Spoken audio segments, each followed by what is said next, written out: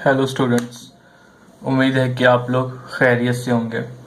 बेटा, इस वीडियो के अंदर हम अपनी 2.4.2 का क्वेश्चन नंबर 2 का part number 1, part number 2, part number 3 और पार्ट नंबर 4 करेंगे।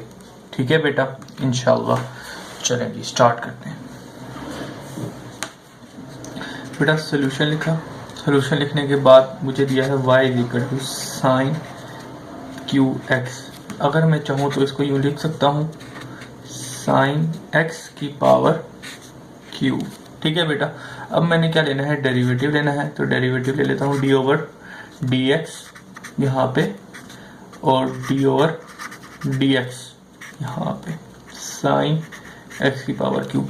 बेटा ज़रा यहाँ पर आपने देखिएगा कि एक फार्मूला पढ़ा था, वो फार्मूला कुछ ये वाला फार्मूला था। क्या था कि भाई बॉक्स है, उसके ऊपर पावर n है, तो इस तरह की कोई बीच में स्पेशली फंक्शन आ जाए, x के अलावा कोई बड़ा फंक्शन आ जाए, कोई बड़ी वैल्यू आ जाए, तो उसके ऊपर ये लगाएंगे, यानी कि उस बॉक्स का डेरिवेटिव मल्टीप्लाई करेंगे और बेसिक फार्मूला लगाएंगे। ठीक है बेटा, तो लिहाजा हम इस फार्मूले को इस फार्मूले की तहत सोल्यूशन करते हैं। ठीक है बेटा, और बेसिक फार्मूला जो इसके अंदर यूज होगा जो है वो एक ये वाला फार्मूला भी यूज होगा। साइन के डेरिवेटिव भी लेंगे क्योंकि टेग्रो फंक्शन दिया हुआ है। तो साइन का डेरिवेटिव, पहले हम इसको फार्मूले को किस तरह से सोल्व करेंगे, इस बॉक्स के फार्मूले से। तो लिहाजा 3 नीचे आ जाएगा, साइन एक्स 3 में से 1 गए तो मेरे पास क्या बचा, 2।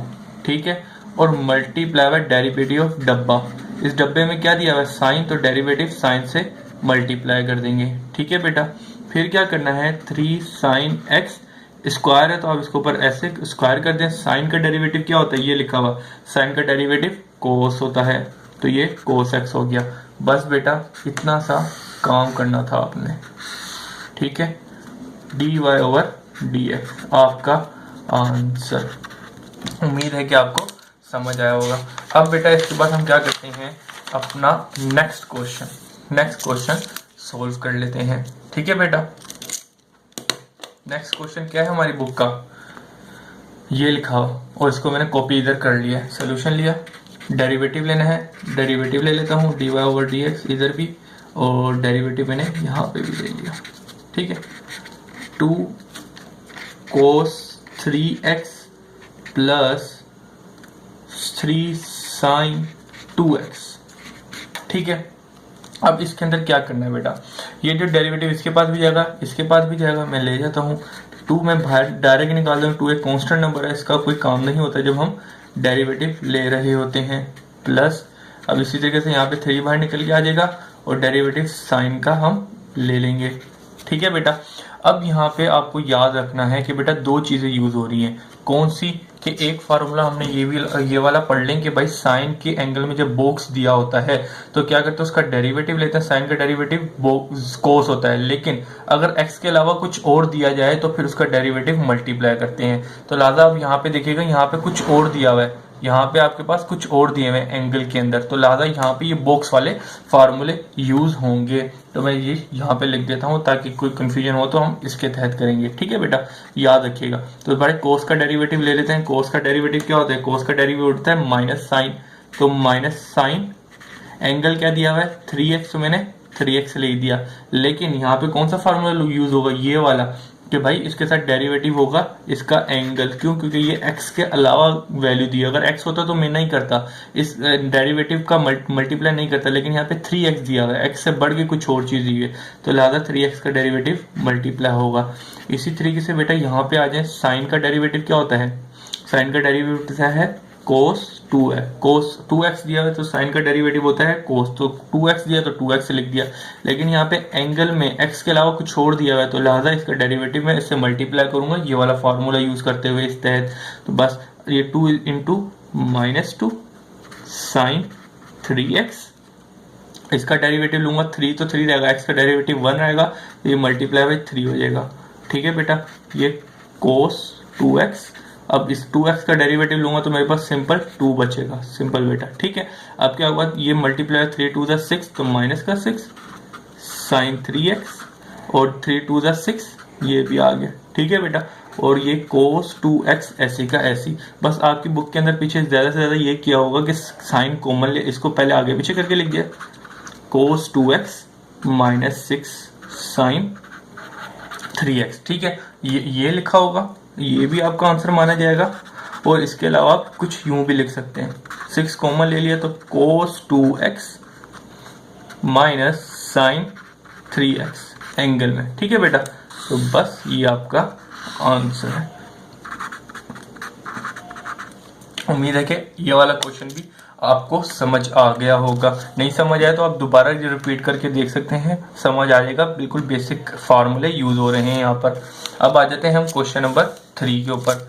बेटा क्वेश्चन नंबर 3 के अंदर कौन सा फार्मूला यूज हो रहा है, ये वाला फार्मूला कि यहाँ पे आप देखेंगे x के अलावा बड़ी वैल्यू दी हुई है, तो लिहाजा क्या करेंगे, जो डेरिवेटिव लेंगे और उसका जो एंगल के अंदर कोई और वैल्यू देगी उसका डेरिवेटिव मल्टीप्लाई करेंगे। यहाँ पे सिर्फ मैंने साइन लिया हुआ है, तो आप जिस डिफरेंट भी एंगल दे उसका उसी पे अप्लाई होगा। ठीक है बेटा, चलिए हम स्टार्ट करते हैं सॉल्यूशन।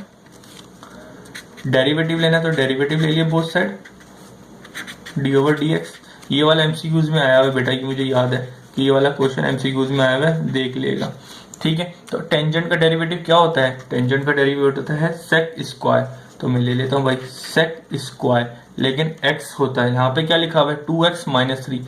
कोई मसला नहीं है भाई, 2x माइनस 3 लिखा रहूंगा, लेकिन यहाँ पे x से बढ़ के कुछ चीज है, तो मैं क्या करूंगा, इसका डेरिवेटिव भी इससे मल्टीप्लाई करूंगा इस फार्मूले के तहत। ठीक है बेटा, तो मैं इसका डेरिवेटिव क्या है 2x माइनस 3 लिखा हुआ एंगल में, तो मैंने इससे मल्टीप्लाई कर दिया। Okay, 2x minus 3। अब डेरिवेटिव जब मैं इसका मल्टीप्लाई करूंगा तो इसका डेरिवेटिव इसके पास भी आएगा, इसके पास भी, तो इधर क्या आएगा डेरिवेटिव, सिंपल 2x का तो 1 होगा, 1 मल्टीप्लाई करूंगा 2 माइनस 0, 3 का डेरिवेटिव एक 0 आएगा, 3 क्योंकि कांस्टेंट है। ठीक है बेटा, अगले सेक्शन के अंदर बस आपने ये करना है 2x माइनस 3, यहाँ पे 2 बचा और बस कांस्टेंट नंबर सबसे पहले लिख देते हैं। तो मैं वही करता हूँ sec x 2x माइनस 3। आपने कभी भी इससे मल्टीप्लाई नहीं कर देना, क्योंकि ये एंगल की पोजीशन के ऊपर लिखा है, तो एंगल से कोई भी चीज मल्टीप्लाई नहीं होती। बेटा ये आपका तीसरे का भी आंसर आ गया है। ठीक है बेटा, अब हम चलते हैं क्वेश्चन नंबर 4 की तरफ। ठीक है बेटा, क्वेश्चन नंबर 4 जो है आपके पास पेपर में आया हुआ है 5 नंबर के लिए, तो लिहाजा इसको जरा 4 से समझिएगा। ठीक है बेटा, क्वेश्चन नंबर 4 ये रहा, y is equal to sine 4x cos 5x। जरा बेटा देखिएगा इसके अंदर क्या लिखा हुआ है, डॉट प्रोडक्ट। ठीक है, ये और ये आप करने में चाहे तो बच्चे डॉट प्रोडक्ट के तरीके से लगा के इसको सोल्यूशन करें, आपका आंसर सही माना जाएगा, लेकिन वो थोड़ा मुश्किल तरीका है। तो लिहाजा हमें एक फार्मूला पढ़ा था, साइन और कोस जब मल्टीप्लाई होते हैं, ये आपका फर्स्ट ईयर का फार्मूला है, ट्रिग्नोमेट्रिक के अंदर यकीनन आपने पढ़ा होगा। तो साइन अल्फा कोस बीटा बराबर होता है half into sine alpha plus beta plus sine alpha minus into beta. ठीक है, ये फार्मूला आपको याद करना पड़ेगा ये पूरा वाला। अब इस फार्मूले के तहत मैं यहाँ पे इसको एक्सपेंड कर दूंगा।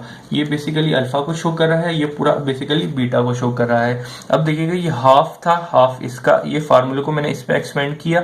अब ये हाफ इधर का आ गया साइन अल्फा और बीटा। तो अल्फा क्या है 4x 5x, 4x 5x plus का प्लस साइन अल्फा 4x था, बीटा मेरे पास 5x था, बीच में माइनस था तो माइनस लिख दिया बेटा मैंने। फिर क्या किया, हाफ आया, ये 4 और 5 9 हो जाएंगे, प्लस साइन और 4 में से 1 गया, 5 गया, तो मेरे पास माइनस का x बच जाएगा, क्योंकि बड़ी वैल्यू -5 है। ठीक है बेटा, अब एक यहाँ पे चीज याद रखिएगा कि साइन माइनस में हो, एंगल माइनस में हो, तो उसका माइनस बाहर आ जाता है, लेकिन यही चीज कोस में तो कभी नहीं आता। लेकिन फिलहाल आप अभी इसको याद रख सकते हैं, और ये चीज आपको एमसीक्यूज में यकीनन आ सकती है ई कैट के अंदर। ठीक है बेटा, तो ये स्पेशली याद कर लें, यहाँ पे बिल्कुल कम जो चीजें कम होती हैं वही चीजें ई कैट में आपके लिए आ रही होती हैं। ठीक है बेटा, इसको याद कर लिएगा।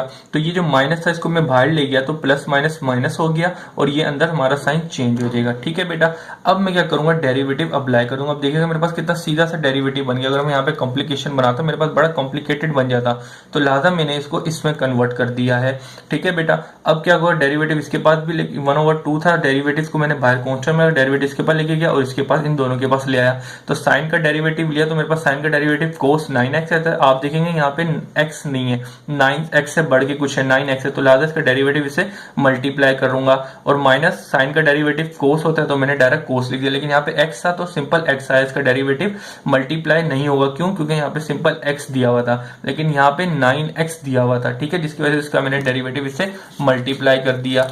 अब इसी चीज को मैं आगे लेके जा रहा हूँ, 9 का इसका डेरिवेटिव लूंगा, क्या आएगा बेटा मेरे पास, सिंपल, जिसका डेरिवेटिव ले 9 आया और माइनस और कोस का कोस, बस ये 9 को मैंने शुरू में लिख दिया और ये 2 जैसे डिवाइड हो रहा था होल में तो मैंने होल में लिख दिया। आपका आंसर ये भी माना जाएगा और आपका आंसर ये भी माना जाएगा, कोई कुछ नहीं कर सकता। ठीक है, ये 9 को बस शुरू में लिख दिया। उम्मीद है कि आपको समझ आई होगी। बाकी के क्वेश्चन जो है हम अगली वाली वीडियो में करेंगे। अल्लाह हाफिज।